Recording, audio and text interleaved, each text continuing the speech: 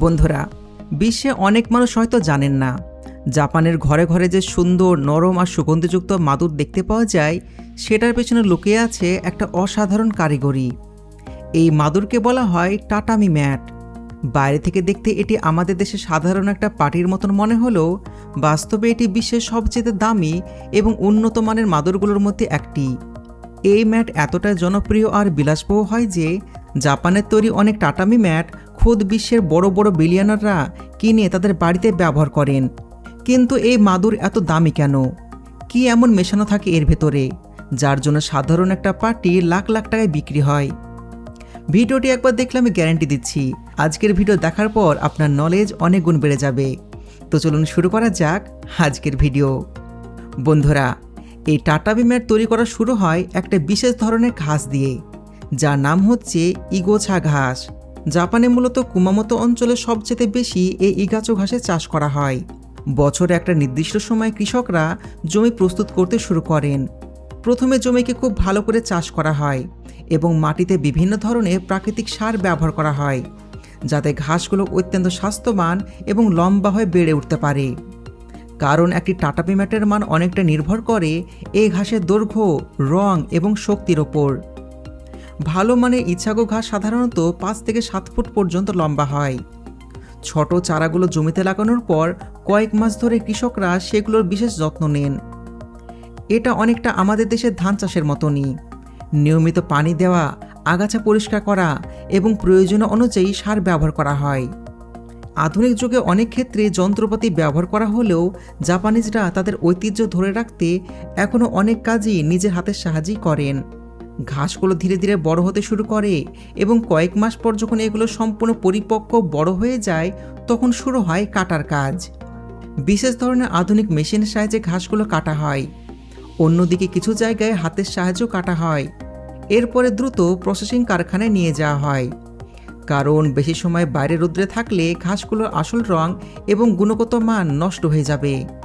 কারখানায় নিয়ে আসার পর শুরু হয় একটা অদ্ভুত প্রক্রিয়া। প্রথমে ঘাসগুলো ভালো করে পরিষ্কার করা হয়। এর গায়ে লেগে থাকা ময়লা, ধুলো এবং কাদামাটি ছড়িয়ে ফেলা হয়। এরপরে শুরু হয় সবচাইতে গুরুত্বপূর্ণ ধাপের মধ্যে একটি। ঘাসগুলোকে বিশেষ ধরনের মাটির গুঁড়ো মেশানো পানিতে হালকাভাবে ধোয়ানো হয়। হ্যাঁ, শুনতে অবাক লাগলেও এই মাটির আস্তরণ ঘাসকে তার স্বাভাবিক সবুজ রং ধরে রাখতে সাহায্য করে এবং দীর্ঘদিন পর্যন্ত ম্যাটকে সুন্দর ও সতেজ রাখে। এরপরে এই ঘাসগুলো বড় বড় শুকানোর চেম্বারে পাঠানো হয়। সেখানে নির্দিষ্ট তাপমাত্রায় ধীরে ধীরে এগুলোকে শুকানো হয়। কয়েক ঘন্টা থেকে কয়েকদিন পর্যন্ত শুকানোর কাজ চলতে থাকে। শুকানোর কাজ শেষ হলে ঘাসগুলোকে আবার অত্যন্ত নিখুঁতভাবে পরীক্ষা করা হয়। এরপরে ঘাসের দৈর্ঘ্য, রং এবং পুরুত্ব অনুযায়ী সেগুলোকে আলাদা করা হয়।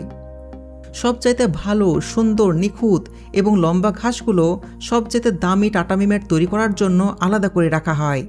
আর তুলনামূলকভাবে নর্মাল যেগুলো থাকে সেগুলো অন্য সাধারণ পণ্য তৈরি করতে ব্যবহার করা হয়। এরপর শুরু হয় আসল বোনানোর কাজ। এই ধাপে বিশেষ একটা মেশিন ব্যবহার করে হাজার হাজার এই ঘাসকে একসঙ্গে বোনা হয়। অনেকটা কাপড় বোনানোর মতন করে এই কাজ করা হয়। ঘাসগুলোকে এমনভাবে বোনা হয় যাতে সেগুলো অত্যন্ত শক্ত, মজবুত এবং অনেক দিন পর্যন্ত একদম ভালো থাকতে পারে। অতীতে কিন্তু এই পুরো কাজই হাতের সাহায্যে করা হতো। আজও কিছু কিছু জায়গায় হাতের সাহায্যে করা হয়। আর যেখানে হাতের সাহায্যে করা হয়, ওই ম্যাটগুলোর দাম কয়েক লক্ষ ডলার পর্যন্ত হতে পারে। এগুলো তৈরি করতে কয়েক সপ্তাহ পর্যন্ত সময় লেগে যায়। কিন্তু শুধুমাত্র ঘাস বুনলে তো আর কাজ শেষ হয়ে যায় না। টাটামি ম্যাটের ভেতরের অংশে বিশেষ উপাদান ব্যবহার করা হয়। আগে পুরো ভেতরের অংশ ধানের খড় দিয়ে তৈরি করা হতো, তবে বর্তমানে অনেক ক্ষেত্রে আধুনিক ফাইবার উপকরণ ব্যবহার করা হয়, যাতে ম্যাট আরও বেশি টেকসই হয় এবং পোকামাকড়ের আক্রমণ থেকে দীর্ঘদিন সুরক্ষিত থাকে। এরপরে এর চারপাশে সুন্দর কাপড়, বিশেষ ধরনের বর্ডার লাগানো হয়, যাতে করে ম্যাটটি দেখতে আরও আকর্ষণীয় এবং রাজকীয় লাগে।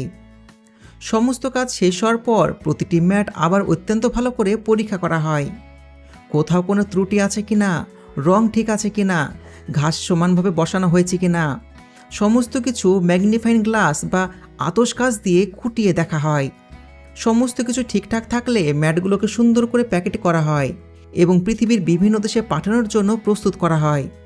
বর্তমানে জাপানের এই টাটামি ম্যাট শুধুমাত্র জাপানের ঘরেই নয়, বিশ্বের বিভিন্ন বিলাসবহুল 5 স্টার হোটেল, রিসর্ট এবং অত্যাধুনিক ইন্টেরিয়ার ডিজাইনের ঘরের মধ্যে দেওয়া হচ্ছে। অনেক মানুষ তো তাদের বাড়িতে জাপানিজ পরিবেশ এবং আভিজাত্য তৈরি করার জন্য কোটি কোটি টাকা খরচ করে। সবচাইতে মজার ব্যাপারটা হলো ইগোচা ঘাসের নিজস্ব একটা জাদুকরী প্রাকৃতিক সুগন্ধি রয়েছে। আপনি যখন ঘরে একটা নতুন টাটামি ম্যাট বিছাবেন, তখন পুরো ঘর সতেজ ঘাসের ঘ্রাণে ভরে যাবে, যা মানুষের মনকে নিমেষের মধ্যেই শান্ত করে দেয় এবং খুব আরামদায়ক মনে হয়। তাছাড়া টাটামি ম্যাট স্বাস্থ্যের জন্য খুব উপকারী। এর উপর বসা বা শোয়া অনেকের কাছে সাধারণ মেঝের তুলনায় অনেক বেশি স্বস্তিদায়ক মনে হয়।